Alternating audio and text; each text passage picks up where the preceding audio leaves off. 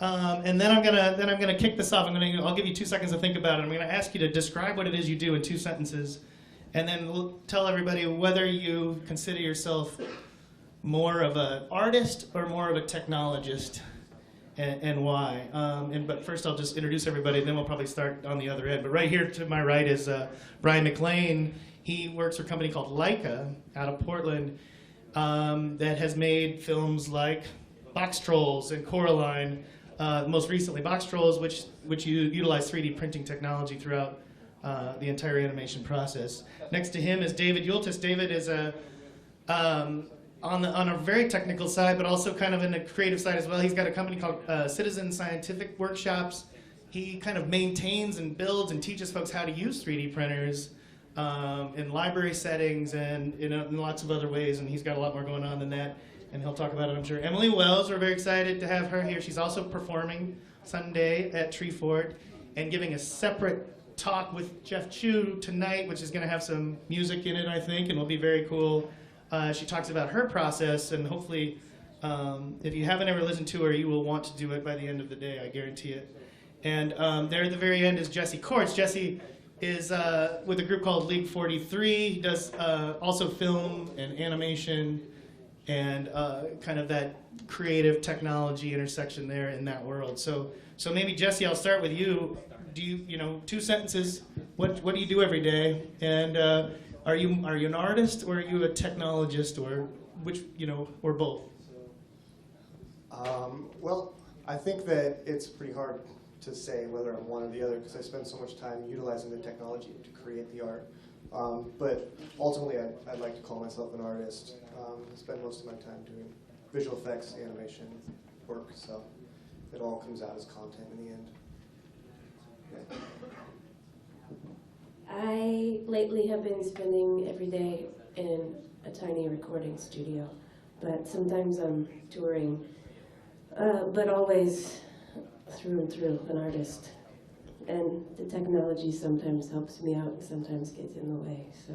Good. That's a hint to what I'm hoping some of this conversation's about. Yeah. So I'm definitely a technologist.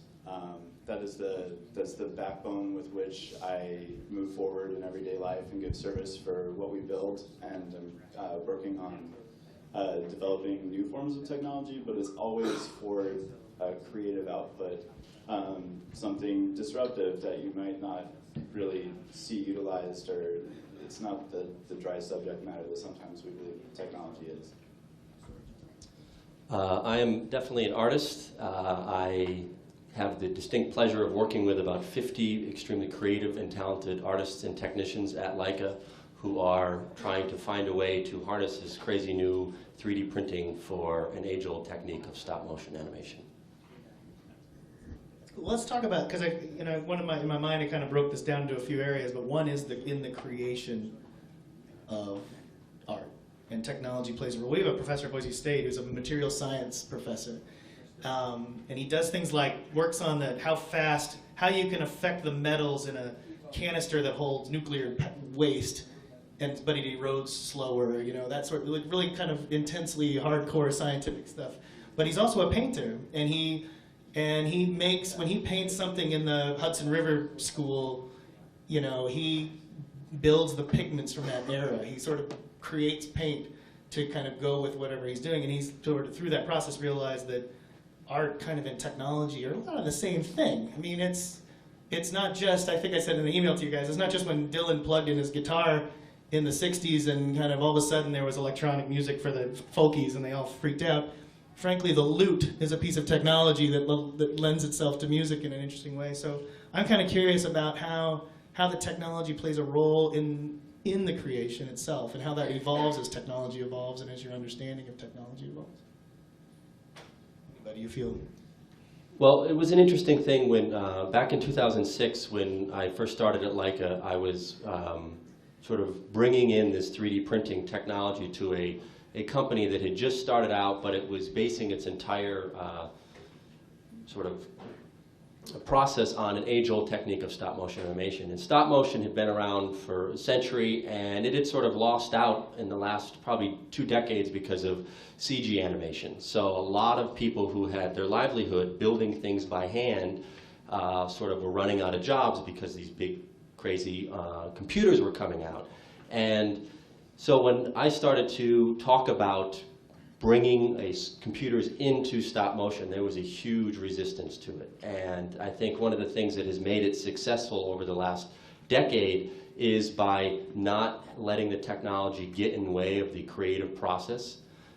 Even though we knew that the computer and the 3D printer could really help the building process of a stop motion film, we were holding a lot of that back in the beginning. We wanted to have the technology, or we wanted the look and the design to be first and foremost, and then always make sure that the technology wasn't affecting the look and design. We would find a way to have the technology do what we wanted it to do. Yeah, so I like to describe myself as the most optimistic realist there is, because I will find a new client or an artist that wants to concentrate solely on their concept. And it's my job to study and research and develop some sort of technology or some output that really just acts as a chameleon for what their concept is going to be. So, I agree. Technology is best served when it allows you to suspend your disbelief, and you only see what these awesome artists want to put forth. But getting there is sometimes really hard, especially with this new output. We don't really know where technology can take us because it's always changing. Well, that's right, Jesse. I mean, film animation, as Brian brings up, there's something new every 6 months. I mean, keeping up on the technology can be a full-time job, let alone creating from it. Yeah, it's ridiculous. It's actually really difficult to keep up, and I find that the best way to do it is to specialize in something that you feel like is really your passion, and then rely on other people who have other specialties, because especially with 3D animation software, it seems like there's always a new update and there's always a new tool, but in the end you have to concentrate on the prize, which is not the tools you're using, but the idea and the creation that you're developing. And so I find a lot of limitations in just trying to keep up with the technology, truly. So Emily, you recorded an album, both, you did the full version and then the acoustic version. I'm kind of curious about that process of those two. I listened to both, and there are certain songs that really speak to me in the acoustic way, and there are others that I like. I kind of want to build my own sort of super version that kind of squeezes them together. But obviously very different processes that you would have gone through, even looking at the exact same song. Yeah, well, it was in a way, I think, also affecting my live show.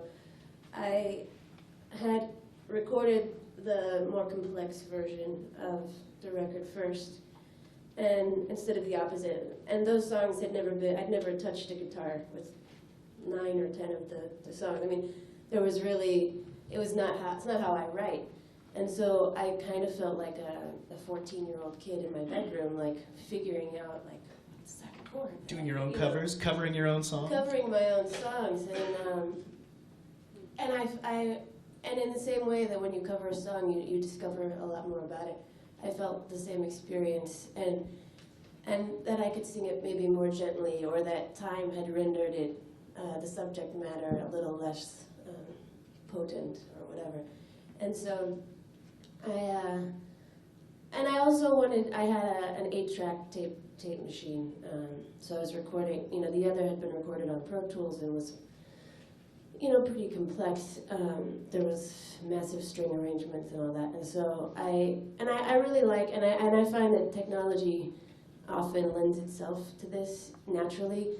It sets up certain limitations, and then you have to work within those limitations. So in this way, I chose this kind of antiquated piece of machinery and had to use those limitations to create the acoustic version. So, and also, I was only using guitar and voice. There wasn't even like tambourine on there, which I mean, for my work, that's like unthinkable. But then it allowed me to go and play those songs live in a way that I swore I'm like, I'll never get on stage with an acoustic guitar again. Like, I'd never do that. And then I did, and it was incredible because it was so vulnerable and so, yeah, just exposed, you know. Well, and you can, I mean, I imagine the audience reacts. I mean, I certainly did. I mean, the same song, I think, like Passenger, is like wildly different in my mind as when I listen to the two. Yeah, absolutely. It exposes different things. Both sides can expose different things. It was a really important. It was almost like an exercise, but then I was like, I guess I'll release it. So, yeah. So, you know, I read once that we started thinking about this. I should say, since this is a panel on the intersection of arts and technology, we'll take Twitter questions or also questions in the form of dance. So if anybody wants to do that. I worked on that joke on my bike ride over here. Thank you. But yeah, so I'm kind of trying to monitor here, and we'll probably open it up in a bit. But I've got some stuff I want to get off. I want to know about. So started thinking about this. I read in the New York Times about Bjork. Bjork said two things about technology, and one I'll get to later. But the first one was she loved this idea of the laptop being kind of her partner in creation, because then she didn't have to have a band anymore that she had to compromise with. And I'm kind of curious from all these perspectives, because everything is, in fact, David, you were just talking strictly, I mean, that's a big part of how you interact in art, is with working with somebody else. Film, I worked in public television for a while after being a newspaper reporter and realized there's a wild difference between the stuff you can do on your own and the stuff you really need a group of other folks to do. How does technology, I guess, play a role in your ability, all of your ability to kind of create on your own, to create with others, that sort of business? I started out doing live action film, and I did a children's show, and we had, you know, probably a crew of 10, and then we had about 50 kids that would kind of rotate in and out. And it was a massive amount of work to get that many people coordinated. So when I got into animation, which started with this children's show, I found that I could create the character, I could be the voice, I could do absolutely everything on my own, just me and the computer, and really late nights. So I found that it was really liberating to have this opportunity to tell my own stories without having to, you know, ask all of my friends for favors. So in that respect, I felt like it was a great transition for me to just be able to develop things in a way where really I was completely free of the hindrance of any volunteers or any other help. So at this point, it's nice to have a team, but there was a period of time when I was really happy to just be working alone.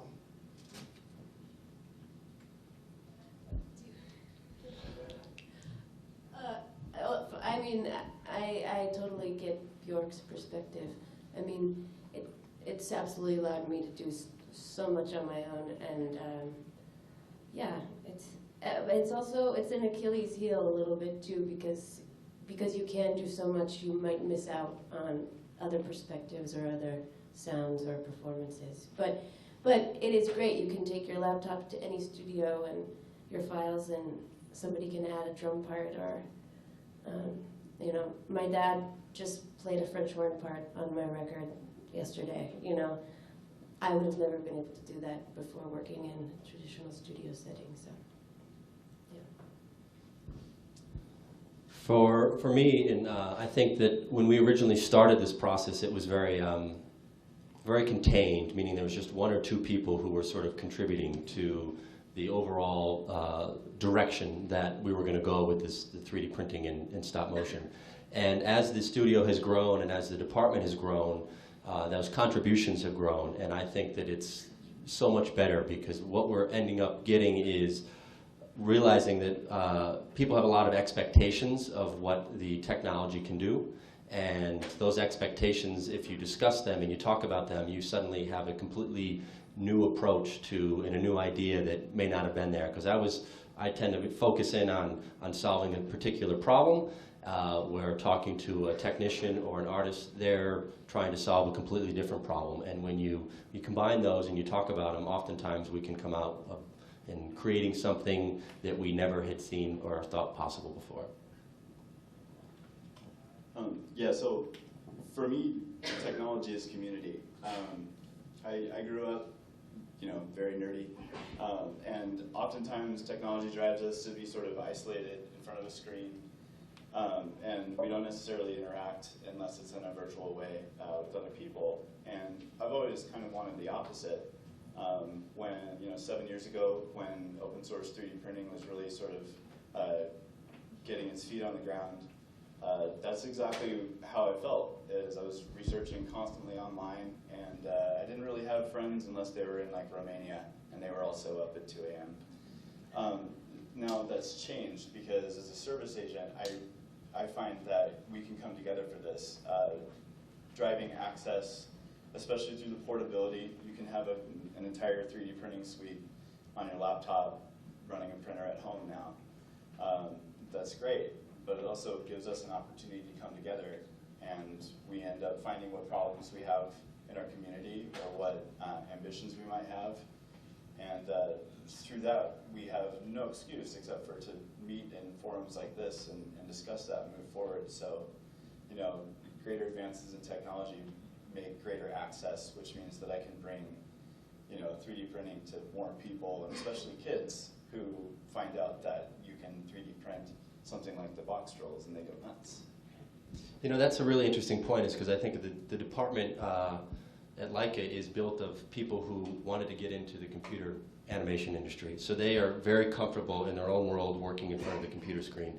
But the 3D printer pulls them out of that world, and everything that we produce ends up getting sent through a 3D printer, and it gets processed and delivered to their desk the next day. And now 20 people have touched this object before it gets back to them, and those 20 people all have sort of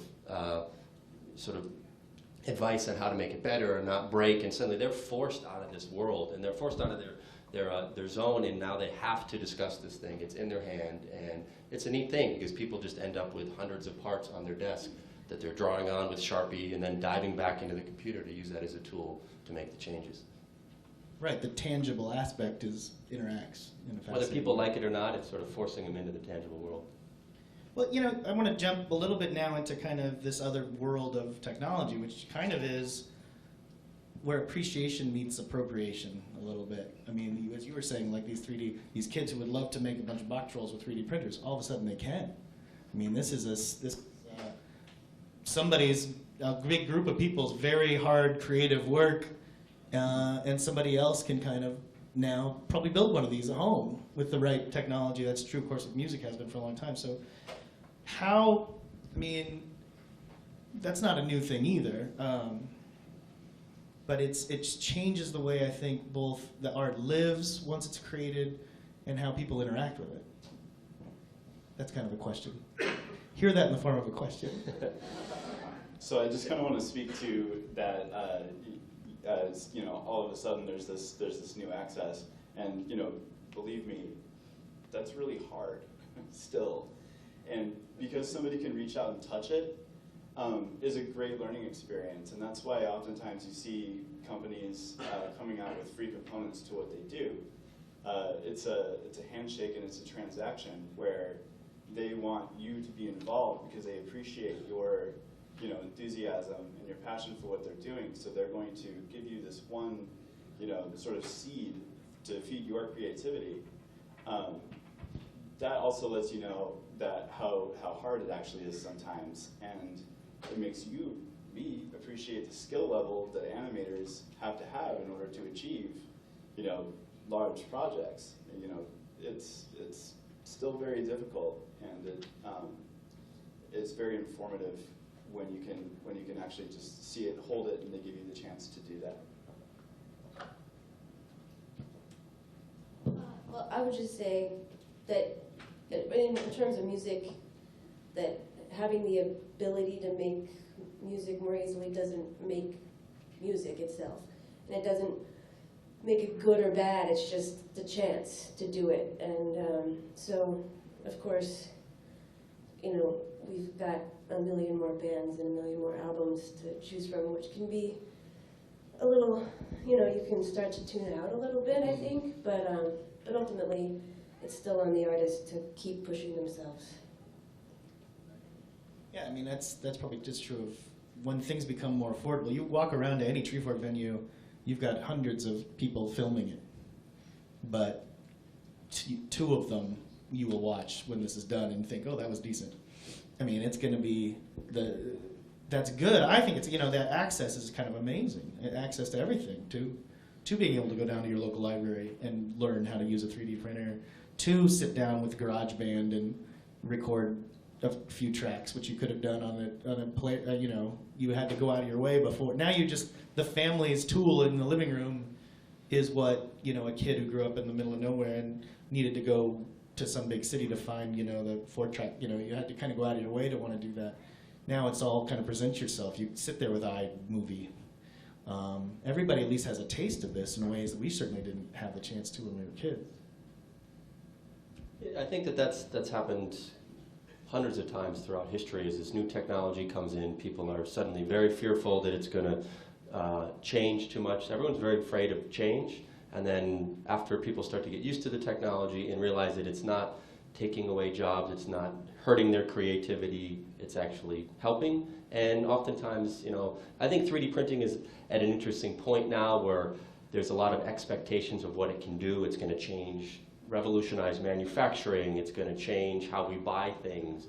And it's, who knows in the next 20 years what it's actually going to be. And it's sort of at this typical arc with technology. When it first comes out, it's a huge buzzword, everyone's very excited by it, and then it doesn't live up to those expectations, and doesn't live up to them as quickly as people expect them to, and then it starts to sort of settle out a little bit, and then over the long haul, I think in 20, 30 years, 3D printing will probably be in our homes, and we'll be using it in a way that we never expected. I want to print my food like in Star Trek or whatever. That should be a thing, right? It's already doable, right? I just have to eat goopy plastic stuff, right? Doesn't taste good, but it'll look good. Is there a danger in technology that everything's accessible?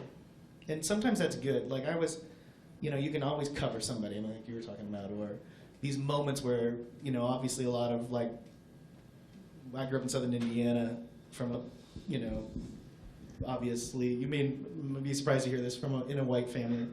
When I was in high school, all rap was all of a sudden huge, and it was great, and we were all really into it, and remained into hip hop, of course, along with everything else now. And then later on, started hearing some of these songs that were based in these other songs. And I was realizing, the one I think of is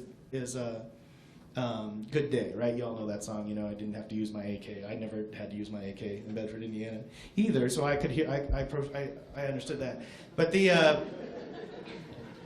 the song "Footsteps in the Dark" by the Isley Brothers is just an amazing song that gets you.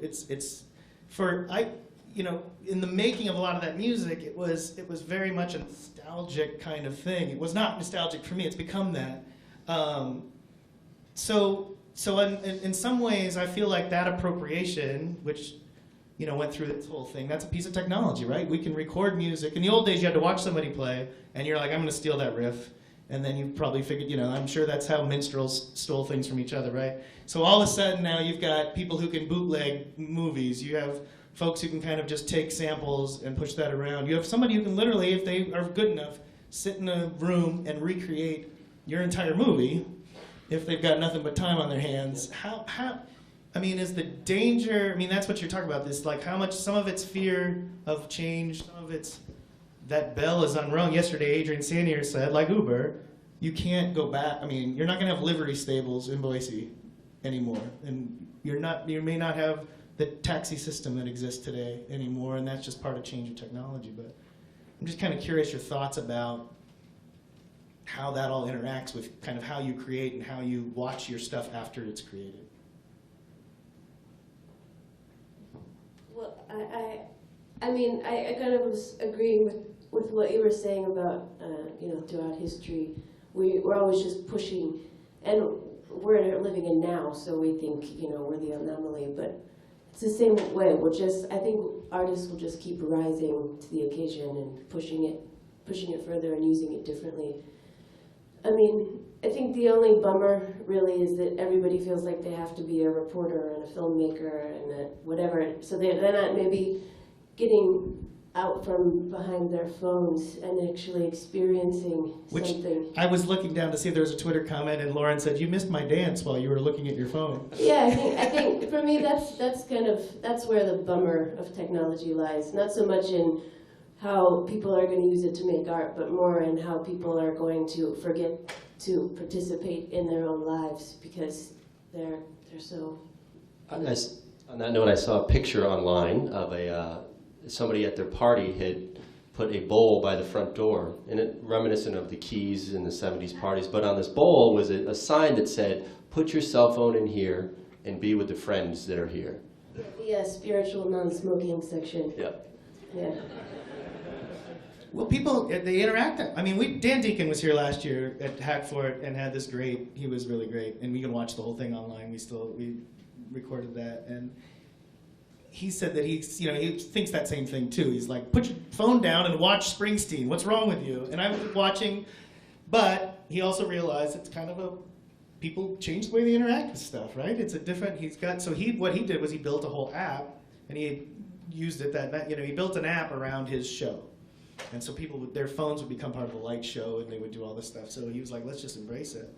I was thinking about this last night as I was watching the Shivas and Viet Cong and Omar Suleiman through 100 phones, right? They were all, as soon as you kind of get in the spot where you can see somebody puts their phone up there for to record 1/3 of a song, right? And I'm not sure what they're going to do with that. And I've actually read that when you take a photo of something, you're actually less able to describe it in the level of detail. It actually replaces your memory. Your brain it shuts off for a second. So I try to think of that when I want to show everyone how cool I am, that I was at the show. I'm 43 and I'm up at midnight, right? Look at that. Look at me, friends. Or are you trying to, or does it help you remember? I mean, it literally has changed, like you said, it's changed the way we access art and experience. And I'm not sure in a good way.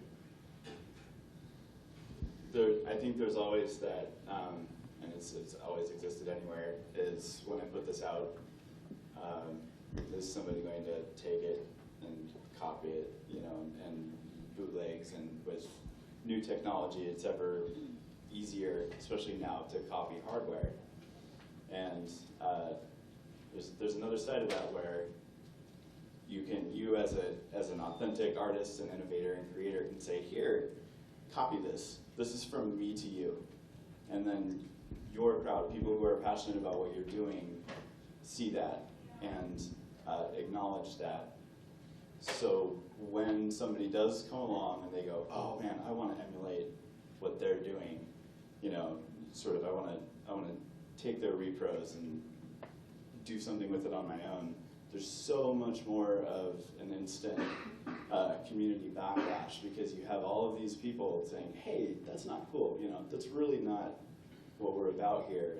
And it comes from an initial offering of just, use this, access it how you can. So that's kind of why I really embody open source in everything that I do, copylefting and sharing. Just because odds are 99 of the people who get to see that are going to be ecstatic, and we get to share.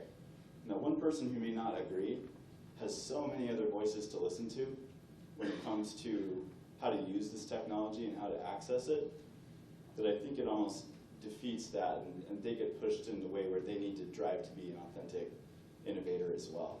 So I think as things are becoming easier to copy, we're also developing cultural ways, community ways to really drive against that and foster new artists out of something that could have been a negative issue. Anybody? I keep interrupting.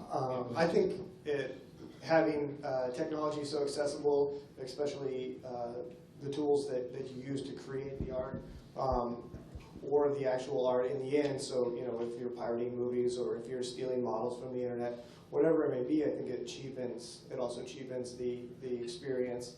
And it also provides a race to the bottom, so that in the end, if you're trying to make a living on this and everyone else around you is giving it out for free, it makes it very difficult for you to rise above that. And that's why it seems like you have to constantly be pushing that edge so that you're ahead of that sort of wave of people that are providing all of this stuff for free, because there's just like everyone's got a video camera now. I've found that it's hard to get some of those lower end jobs because your grandsons are going to film it, and so I try to stay out of that world. But there's a lot of people that are still trying to make a living in that world, and if it's just as easy to shoot it on your iPhone as it is to shoot it on a Red, then why not shoot it on the iPhone? So We were watching one of the basketball games last week, and a friend of mine said, "Why are there still all those photographers down there on the baseline? We have the technology and probably enough cameras already set up in there that you could kind of freeze frame any moment you want from a basketball game. From any perspective, it would be pretty easy to set up a system where you just sort of, some technologist sits at a computer and has access to basically this 3D world of the basketball game and picks the exact moment of the perfect shot for their whatever it is they're going to do. But instead we still have all these folks kind of sitting on the baseline. I think there's that really kind of a horrifying thought that had never crossed my mind, that to pull away that sort of human element from the experience, I guess. These are a lot of non-questions, Yes. but Well, you guys are doing a good job. You could take that hoop shot and 3D print it, and then there you go. You have that moment frozen in space and frozen in time. That's $1 million idea if anyone does that. Oh, right. That's worse than getting posterized, right? When you were the guy that Jordan was dunking over, to actually have the actual model in your house would be. How much extra is it to superimpose my face? Oh, that's the $3 million $3 idea. million sure. Well, before we get out, in fact, I want to jump off that in a sec, but I did read something, Emily. You've had songs covered before you ever even put them out on an album, because people are interacting different. And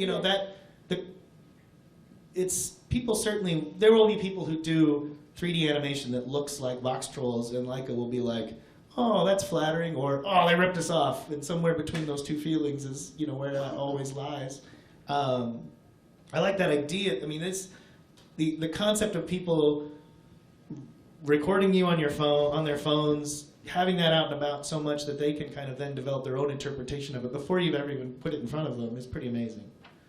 Yeah, I mean, I'm a little conflicted about it, but I think you have to realize the moment you perform something live, you're putting it out anymore. It's very hard to do anything in a relatively private way. And it just goes to further the way we're releasing records differently and releasing songs differently and thinking about how people are interacting with the songs. And maybe kind of to the same idea of making remixes and releasing instrumentals and acapellas. And that's something new. People have been doing that. But mostly I think covering a song is the absolute highest form of flattery and respect that you can pay to the artist. So whether I like the cover or not doesn't really matter. It's about, again, kind of like what you were saying, it's a chance for someone to interact with the art and make it their own thing. So, yeah. Well, and Juicy, the Biggie Smalls track that you covered, which is a very of a moment of a time in the early '90s for that in rap. That's what sort of partly got me thinking about the Isaac Brothers thing. Very much, Ice Cube thinking about growing up, the music that spoke to him, this nostalgic moment. That's that.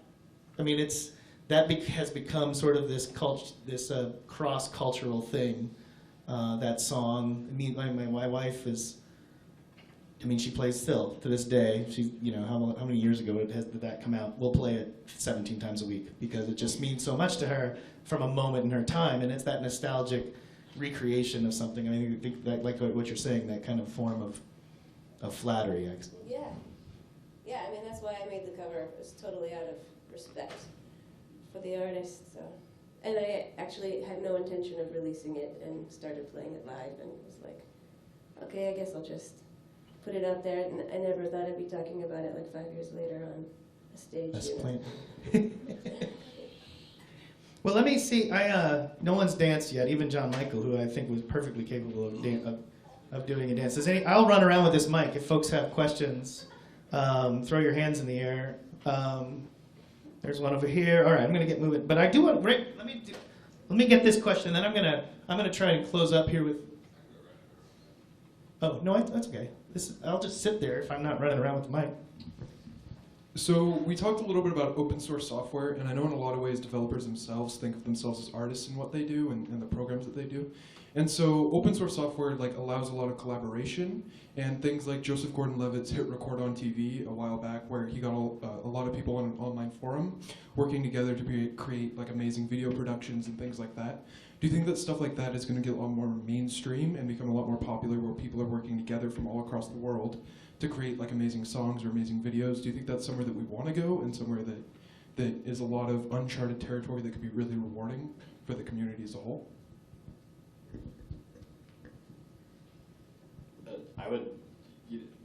It's happening more and more every day with many different things. Kickstarter, Indiegogo, they're all very good examples of that. And there's more independent projects that are able to create their own sort of crowdfunding mechanism to achieve lots of really cool things.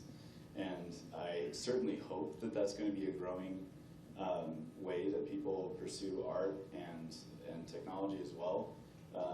Just on the basis of, if thousands of people all across the world think your idea is a good one, then the traditional ways of trying to find funding or going to a room where several people are left to their opinions to decide that, I would always pick the consensus of thousands over the opinion of the few. So I really hope that people want to have the courage to launch their ideas like that. I've done it before, failed spectacularly, and it was an amazing lesson that I'm using and trying to find every day. So I certainly hope so, because it's a really powerful tool.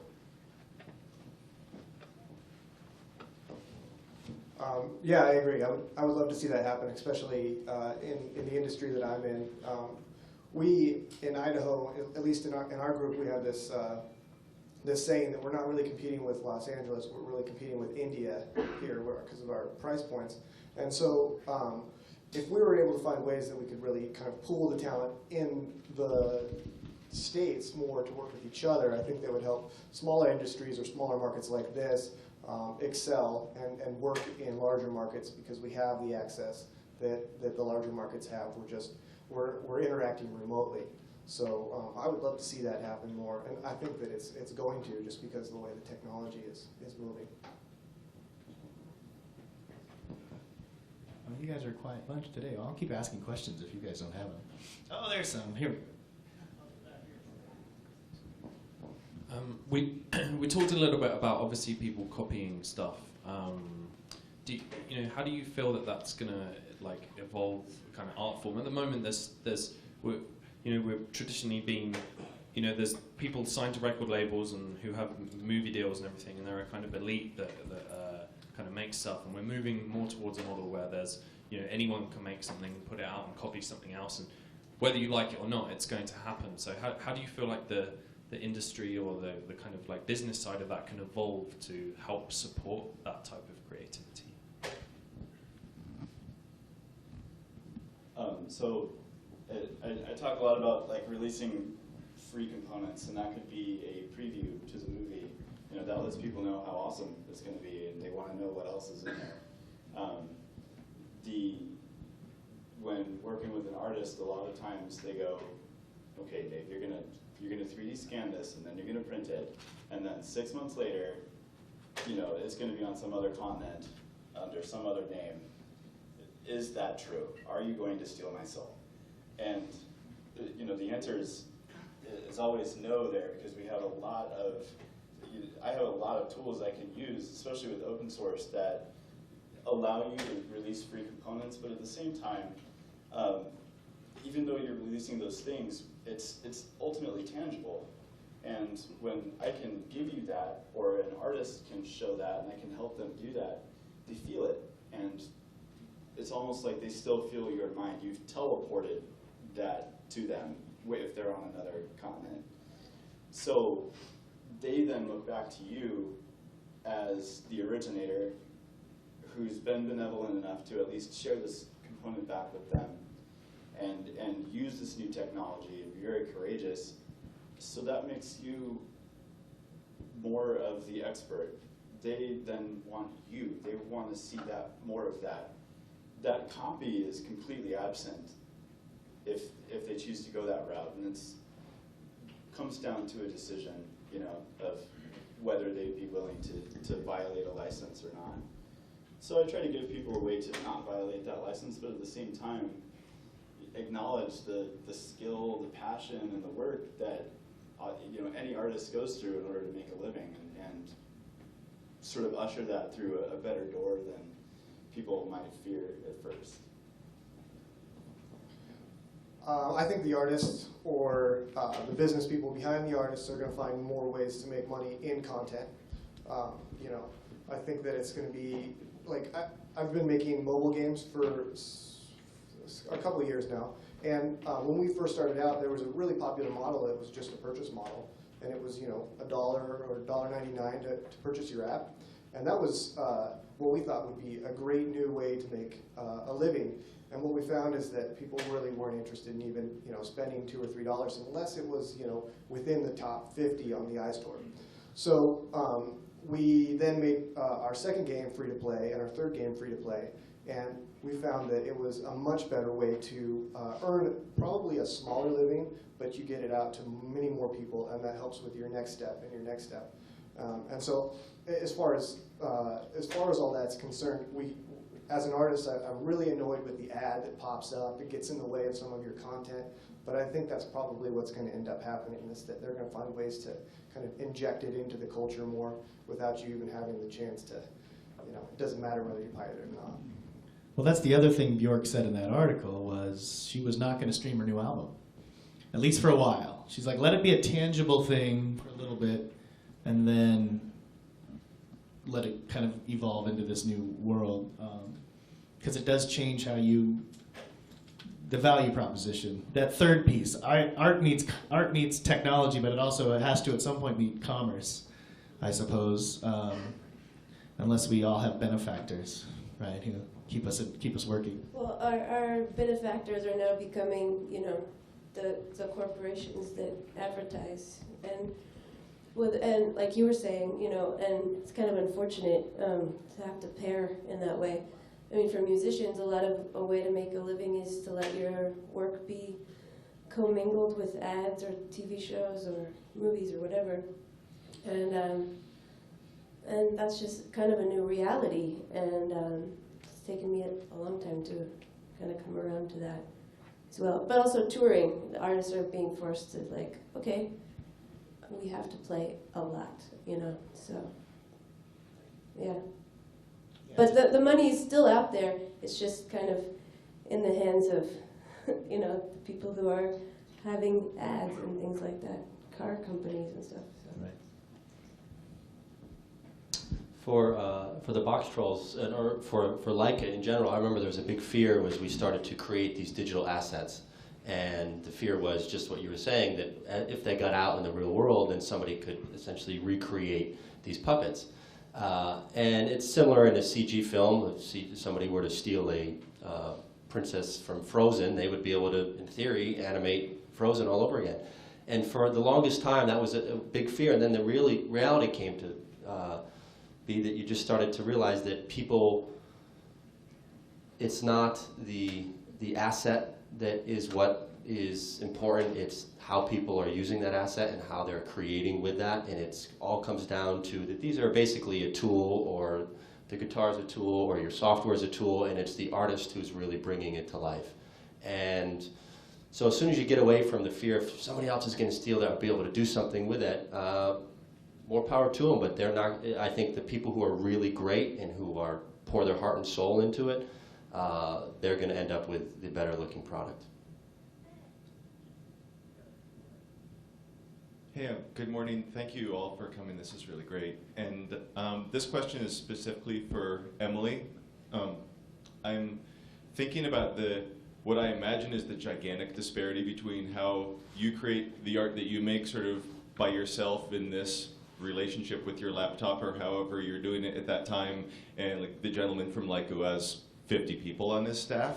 And I'm wondering, as you're coming up with new material and trying to push yourself as an artist and do new things, if you ever wish that you had another human being to sort of be your foil and to be kind of a built-in critic or editor, or maybe you do have someone like that or people like that who help you out while you're creating.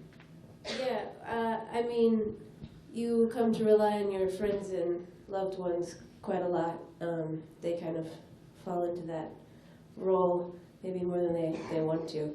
But so you know, whoever you place around you is who's influencing you, and whether you're working together in an official sense or not, they still become part of the work.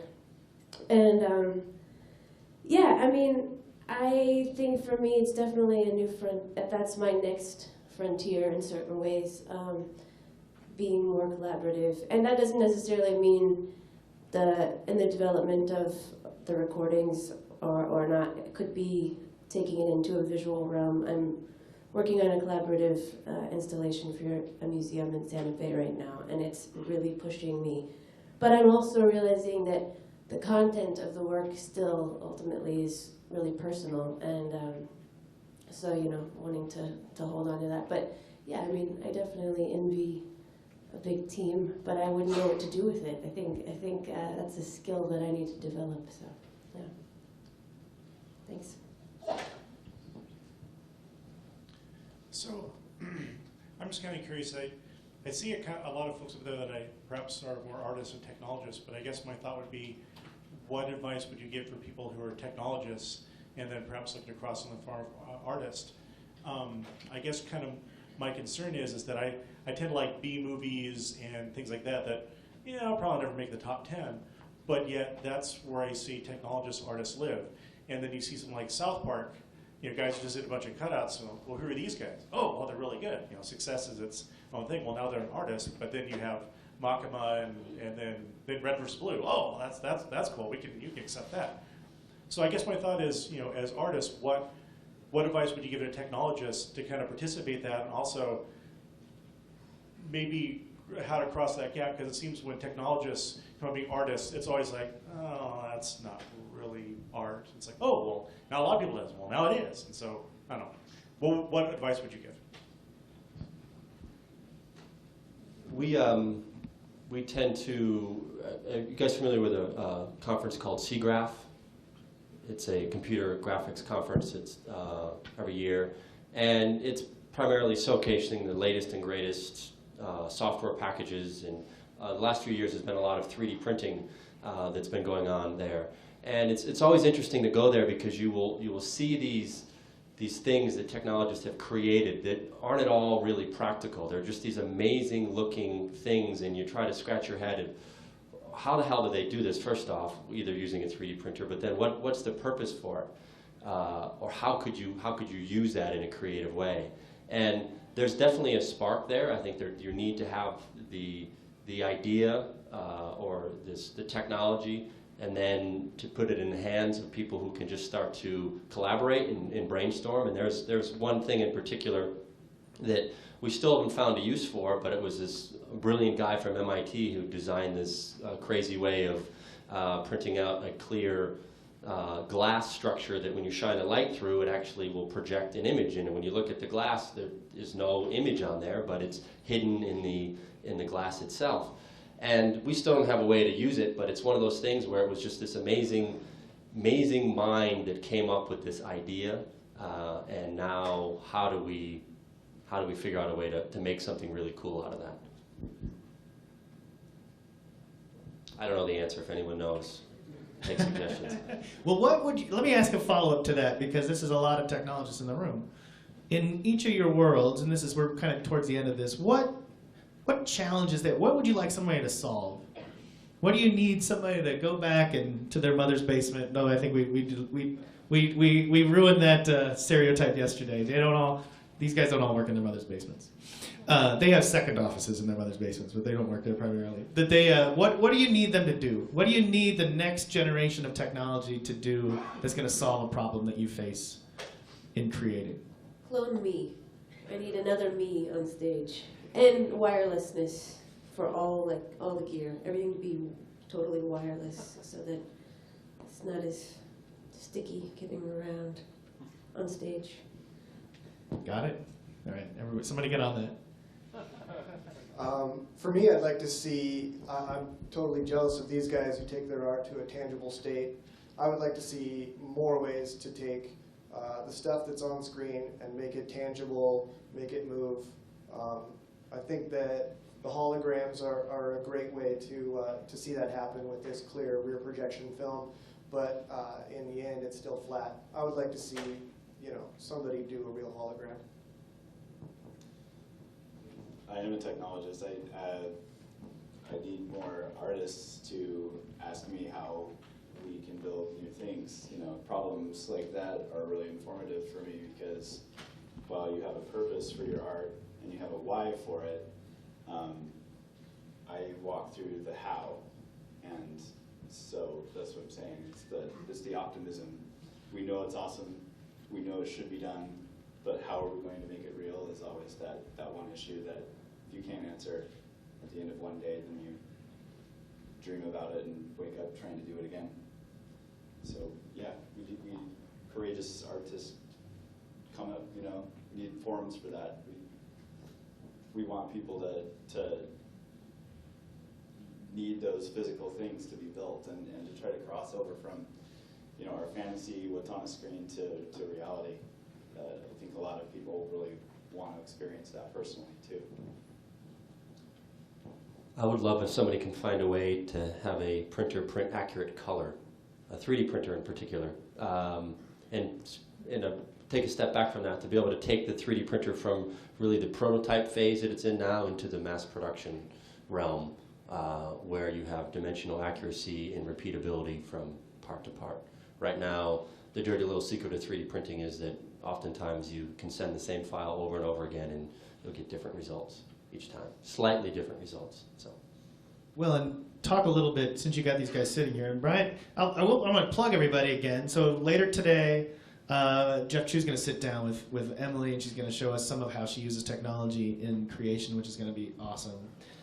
Brian has got one of our little 7-minute talks. He's going to talk a little bit more about what he does, and then after that, we'll have some of these guys over there to probably on the Boise State table to kind of show people if you want to talk to him more about that this afternoon, which will be pretty cool. But the reason that you noticed the tiny changes in 3D printing is because you need to get this guy to get to this pose. There's how many pieces of that need to exist? well, essentially all we're 3D printing is the heads and the faces. So the faces are what's called replacement animation. They're a little mask that have magnets built into the back, and they snap on. So we will print literally tens of thousands of those faces. And the puppets themselves all have this metal armature on the inside. So an animator is posing them 24 times every second, and they're taking a frame of film. And as they're posing the puppet, they're also removing a face and putting on another face. And when you knit enough of those frames together, you get beautiful, smooth movement, not only in the body, but also in the face. But if the faces that you're replacing are not exactly the same color or exactly the same size, you're going to get buzzing or chattering, and any of the smooth movement you're getting out of the body is going to be very distracting by the face. I've tried to coin the term RP charm to sort of describe a rapid prototyping charm to describe that buzzing, but basically what it is just an annoying sort of buzzing moving around that's distracting. So that's why I want the problem solved. If anyone has ideas. There was one Twitter question that I caught, and we'll just do that. This will be the last one. In this world, do you have to be a self-distribution? Oh, and the other thing I want to plug is there is a distribution panel. One of the breakouts is going to be in here. That, to me, is one of these moments where technologists and artists need to connect. We've got folks talking from various perspectives on that, and I think it's going to be a pretty interesting discussion. But somebody out in the audience wanted to know on Twitter, because of the way distribution works, because of the way things are shared, is it reliant now on the artist to be, are you more of an entrepreneur than maybe you ever thought you would be? Do you have to be an entrepreneur and a self-promoter to make it in this crazy world? It's funny, in my experience, I would say yes. When you're trying to disrupt a century-old technology or technique, I find that I'm constantly coming up with terms or acronyms to describe something, and I use the, I think it's Command 2 to do a little trademark that I jokingly put in an email when I'm trying to come up or write something to a producer or a director saying, hey, I want to use this new technique, and I'll put the little trademark symbol on there. And somebody joked that they wanted to do that within their own department, because they were saying that the more you start to do that, the more you give it a term, the more it's a tangible thing that everyone starts to know what you're talking about. Name it and claim it. Yeah, The the John more Michael likelihood story. it starts to become a reality. And I think that, yes, there's definitely the salesman part of it, there's definitely the promoter part of it, that as a disruptor, you're trying to sort of convince people of this new way of doing something. I've been called a used car salesman way too many times. Yeah, I think you definitely have to self-promote and self-distribute. It seems to be the only way to get your work out there. And there's always going to be those huge marketing arms that you're fighting against, but as long as your work is better, it's always going to get noticed. So unfortunately, you can't be all right brain. There's got to be some business in it. Do you at least get to hold out to which car company appropriates your music? Oh, yeah, I mean, I have total creative control, and I think part of the price of that, you kind of can't have both worlds. I don't think you can have total creative control anymore without also having to kind of drive both sides. And whether you're on a label or you're not, you're required to engage. Most artists are pretty in how to engage in self-promotion, and it's absolutely the most dreadful part of my job, and does not come naturally to me. But I want to stay in control of my work, and so I have to take it. Gotta do it. No one's gonna do it for you. No. You find that out in every industry, I think. Yeah, and everybody wants to do what they're best at. And in order to get there, in order to be successful at that, you have to learn the things that you're not best at. And if you are seeking collaboration, or you want to expand your team, if your prospective team doesn't see you engaging in those efforts, really trying to go out there and get it, you may not ever find that team that can help you push forward, and ultimately, you might be able to leverage for marketing or those other things maybe you're not the best at, so you can concentrate on what you are. Unless you can fill the whole coin and show your entire idea effectively, it's really hard. It's really hard to make that and find other people who agree with you and want to commit their efforts as well. Well, let's give these guys a big round of applause. I thought that was pretty awesome. Thank you very much for that.